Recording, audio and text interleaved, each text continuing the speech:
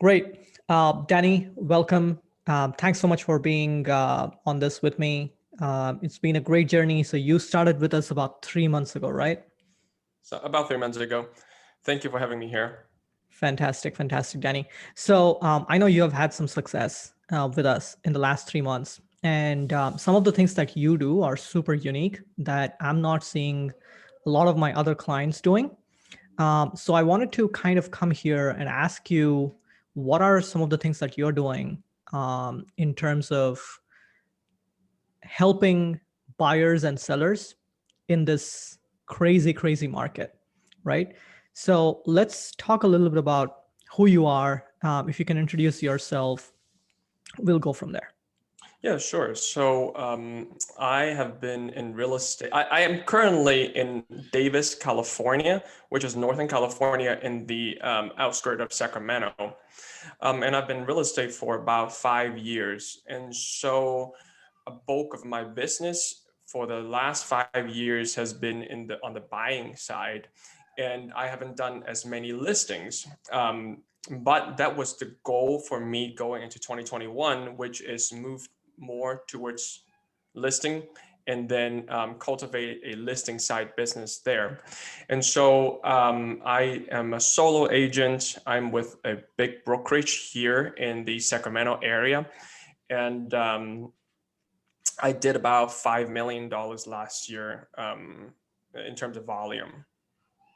Nice, nice. And how long have you been a real estate agent? 5 years. You've been in 5 years. Cool. Yeah. Awesome.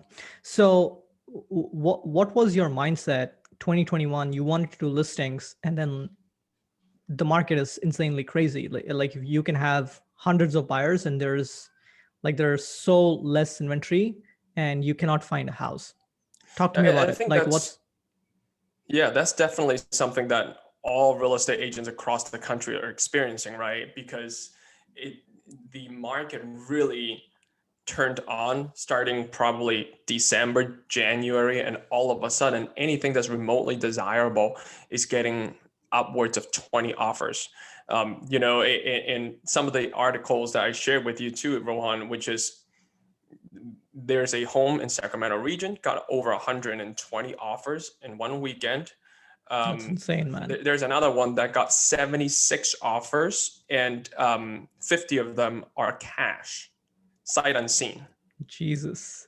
And so in this super competitive market, either um, well to swim instead of sinking, I quickly figured out that I need more listings or I need all cash buyers. And so I think, when I'm getting buyers leads, something that I am doing right off the bat is to calibrate them with the market, because not all buyers are coming in understanding what the current situation is. And they think that if they have FHA pre-qualified for 400, they can buy a house that's listed at 410 and lowball them.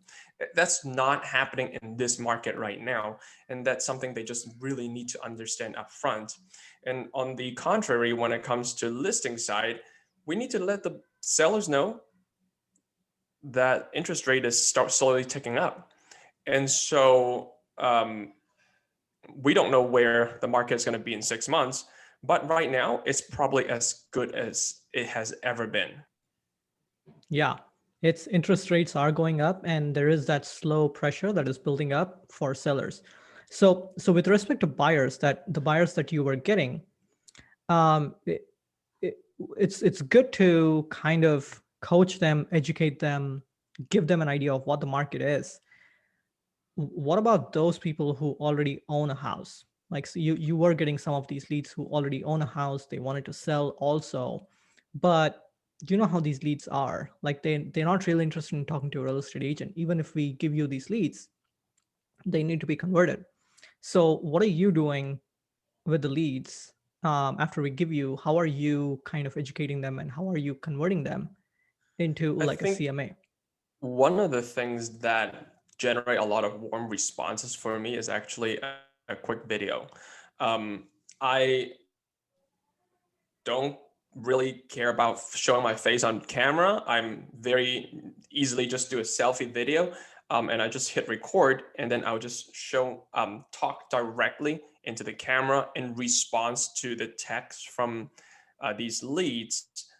That chances are they once they see your face, they're more likely to click on it, and they know that you're live talking to them because whatever I'm telling them is specific to the question that they're asking. And so Sweet. I find that to be a very like, you know, easy way to engage them. And so once I find somebody who needs to sell in order to buy, then from there I try to set up a meeting immediately, because I want to show them the value of having a meeting. They might freak out and feel like it's a really big step, but I tell them, hey, first of all, no pressure. If you're not ready, that's totally fine, but you need to understand that selling a house is not necessarily something that you do tomorrow. It's going to be a process. It's going to take time to market prep. And so your house, you might be comfortable in living in, but to sell it, you need to show it at this level so that we can generate the marketing and generate the excitement from the buyer's end so that you can get top dollar.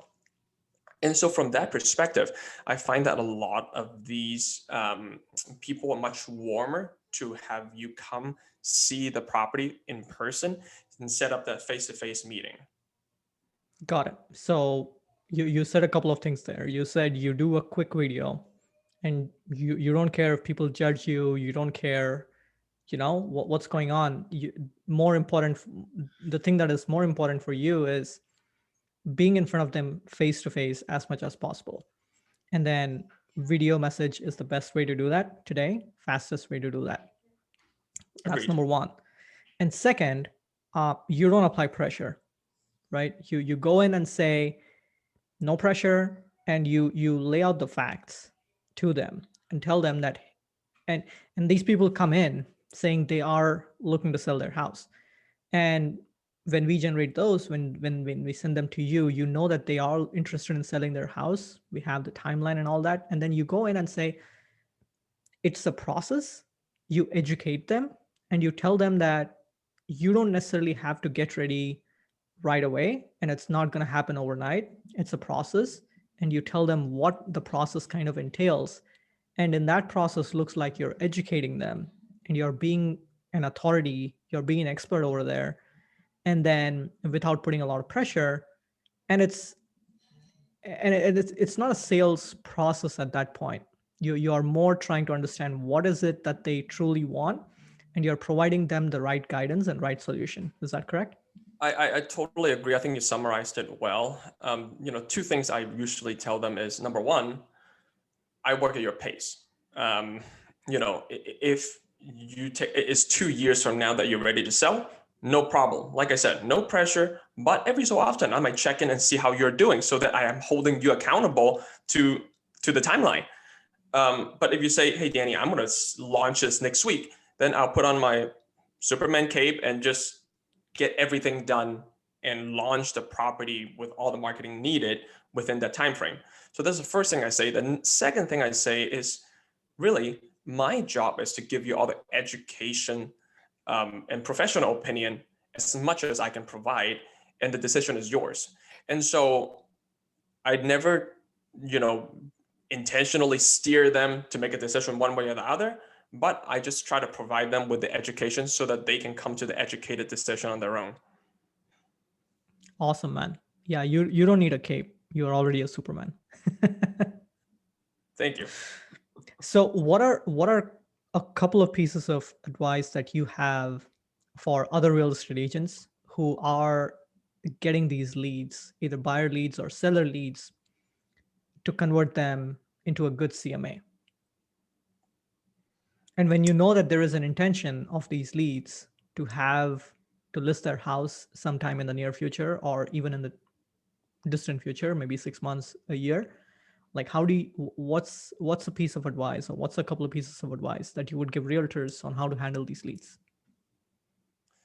I'm still trying to figure out the best practice, to be honest, but I do rely a lot on the automatic follow-up that you set up, in the system, because whenever they respond and I get a trigger, then now I understand a little better about what their specific needs are, and then I can tailor the conversation towards that avenue. But I don't really have a best practice. I just do my very best, be myself. If there's a conversation that is organic, I let it roll that way and just let my personality take the lead. That's fantastic, man. And one thing that I've noticed is you have a lot of confidence. You have the right kind, you have the right mixture of confidence, patience, and perseverance, right? You don't go, the reason you don't go in with a lot of pressure is because you know that you will have enough number of leads coming your way, and if it is not this person, there is the next person waiting in the line, and you are building relationship with all these people in the right pace. And I think that's why you are getting the traction that you have right now.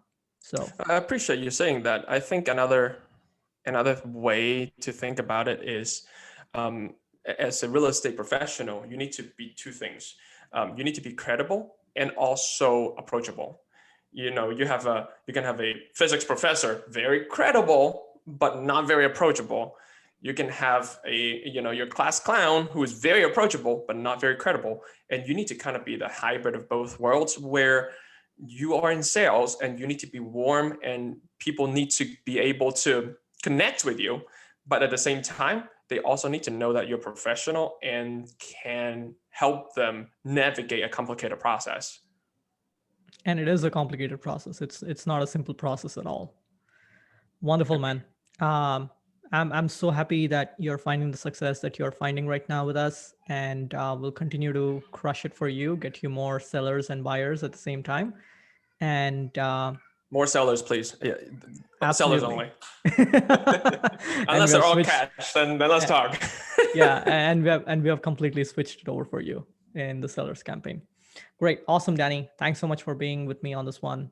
Some valuable tips there. I hope a ton of people will be benefited by this. I Thanks so much. appreciate you having me, Rohan, and yeah, look forward to working together in the future. Okay, man. Thanks.